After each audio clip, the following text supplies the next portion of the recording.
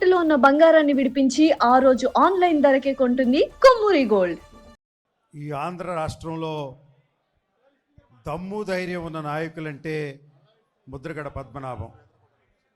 ఎందుకయ్యా అంటే దమ్ము ధైర్యం అంటే కత్తులు తీసుకుని పోరాటం చేయడం కాదు.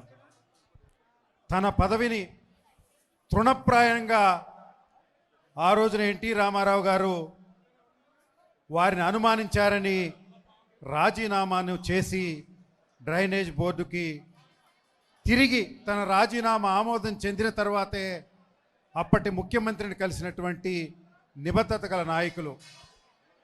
కాపు జాతి వంగవీటి మోహన్ రంగా మరణంతో ఏకాకైప ఉద్యమానికి దిక్సూచిగా నిలబడినటువంటి ముద్రగడ పద్మనాభం గారు ఆ రోజున 1989లో కాంగ్రెస్ పార్టీని గెలిపించడంలో కానీ లేకుంటే కాపులకు 10 సీట్లు కృష్ణా, గుంటూరు, ఈస్ట్ వెస్ట్ జిల్లాల్లో రావడానికి ప్రధానమైనటువంటి నాయకులు వారి వల్లే అని చెప్పక తప్పదు.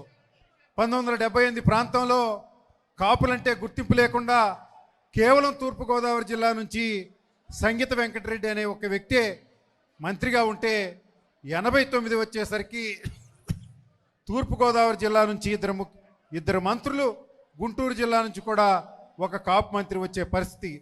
2004లో రాజశేఖర రెడ్డి గారు ముఖ్యమంత్రి అయిన తర్వాత కాపు కులాన్ని గుర్తింపుగా ఇచ్చి 4 క్యాబినెట్ మంత్రులు పెట్టినటువంటి సాంప్రదాయం ఇప్పటికీ ఇటు తెలుగుదేశమైనా అటు వైఎస్ఆర్ కాంగ్రెస్ పార్టీ అయినా జరుగుతుందంటే వంగవీటి మోహన్ రంగా గారి మరణంలోంచి